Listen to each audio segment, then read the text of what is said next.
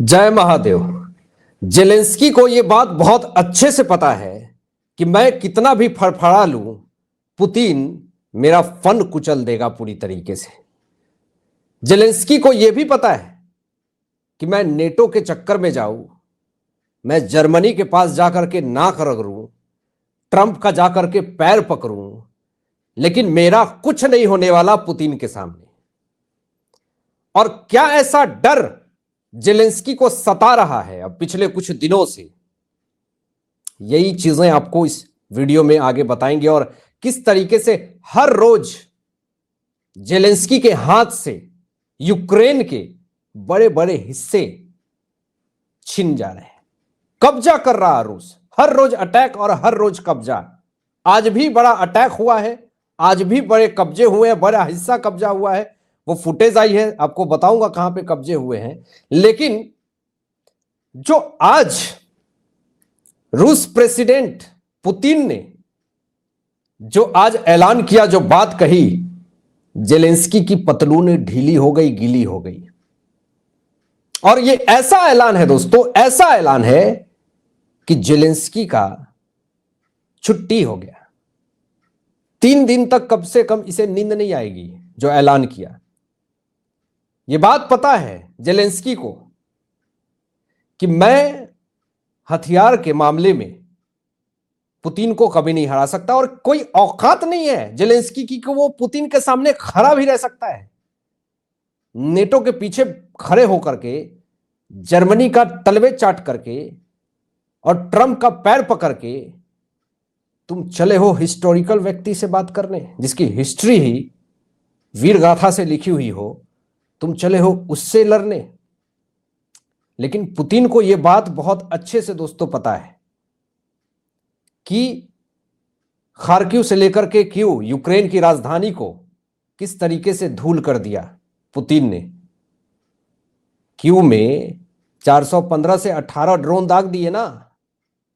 तो अब पुतिन के पास एक ऐसा आइडिया आया है और ऐसा ऐलान किया है पुतिन ने, जिससे जेलेंस्की 3 दिन नहीं सोएगा, कम से कम 3 दिन।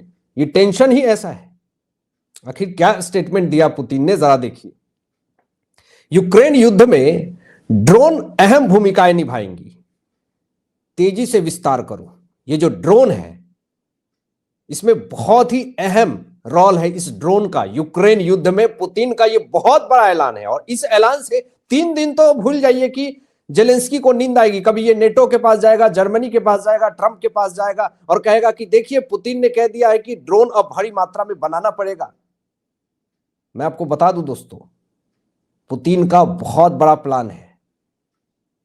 ये 1000 10,000 ड्रोन बनाने की बात नहीं कर रहे हैं पुतिन, लाखों में हो सकती है वो ड्रोन की संख्या। और ये लाखों में जो ड्रोन की संख्या बनेगी, पुतिन ने जो ऐलान किया है कि बहुत बड़ा मुद्दा है, ये बहुत बड़ा हिस्सा काम आएगा यूक्रेन युद्ध में, ड्रोन का बहुत बड़ा रोल है। तो ये आप 1000 2000 5000 10,000 में मत जाइए, पुतिन कुछ बड़ा करते हैं। और ये लाखों में संख्या हो सकती है ड्रोन की। और मुझे ऐसा लगता है कि जरूरत भी नहीं पड़ेगी यूक्रेन में उतने ड्रोन की, लेकिन फिर भी ऐसा हमला होगा जेलेंस्की के ऊपर कि दफनाने के लिए शरीर तक नहीं मिलेगा जेलेंस्की का।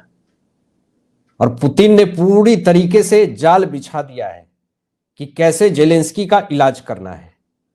देखिए खबर क्या आ रही है। पुतिन ने हाल में ही ड्रोन बलों को तेजी से विकास करने की मांग की है दोस्तों, जिससे यह संकेत मिलता है कि रूस यूक्रेन पर हमलों के लिए ड्रोन उत्पादन बढ़ा रहा है। यानी बहुत तेजी से रसिया, पुतिन यूक्रेन के ऊपर हमला करने के लिए ड्रोन काफी है, मिसाइल की कोई जरूरत ही नहीं है। जेलेंस्की को औकात दिखाने के लिए ड्रोन काफी है, कोई बहुत बड़ा एयर डिफेंस मिसाइल सिस्टम की जरूरत नहीं है। इसकी औकात एक ड्रोन से पता चल सकती है, और इसकी उत्पादन में जोर शोर से काम आगे बढ़ चुका है। ऐलान हो गया पुतिन का। हाल में ही दोस्तों आपने देखा कि 500 से अधिक ड्रोन यूक्रेन के ऊपर दागे गए थे, जो कि अभी तक का सबसे बड़ा ड्रोन हमला था ये। और रूसी रक्षा मंत्री ने 2025 की तीसरी तिमाही तक एक अलग ड्रोन बल बनाने का लक्ष्य रखा है।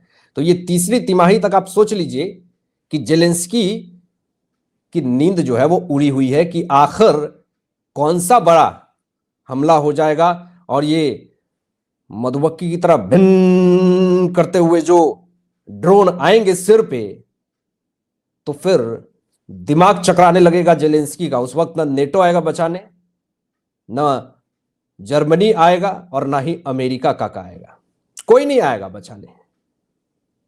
अगर जेलेंस्की अभी जाकर के पुतिन के सामने अपना नाक रगड़ के माफी भी मांगे तो पुतिन माफ नहीं करने वाले हैं इस बार।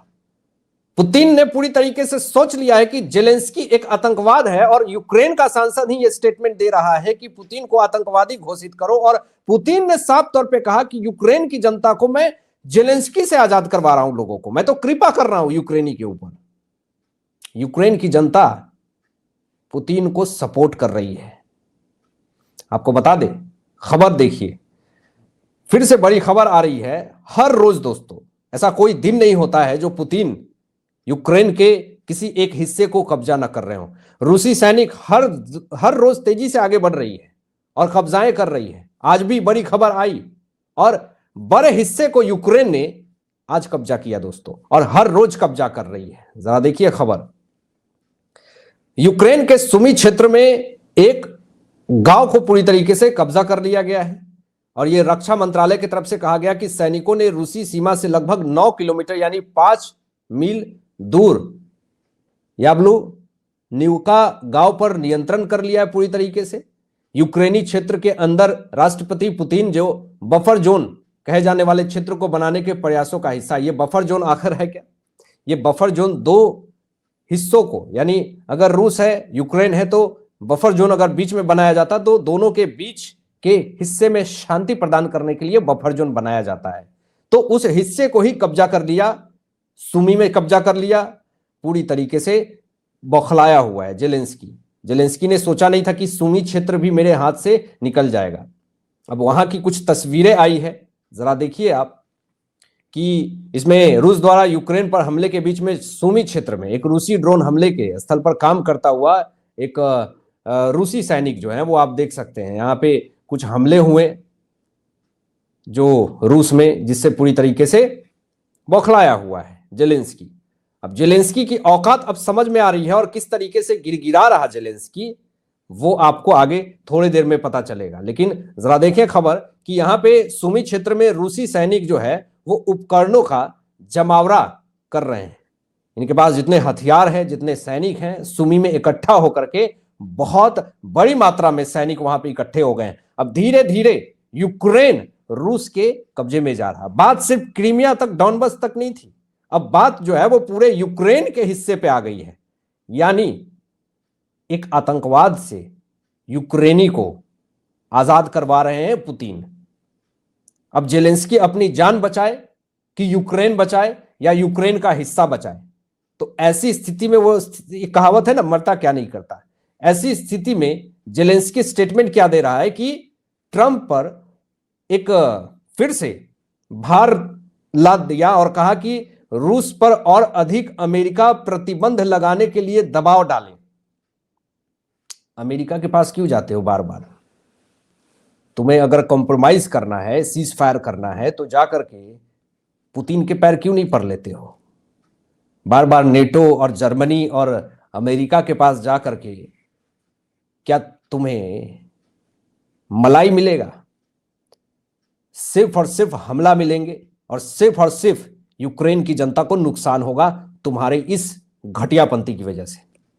हालांकि आपकी क्या सोच है दोस्तों, इन तमाम विषयों पर अपनी विचार व्यक्त कीजिएगा और मिलते हैं एक लेटेस्ट ब्रेकिंग न्यूज के साथ। तब तक अपना ध्यान रखें, ख्याल रखें। सत्यमेव जयते। जय हिंद।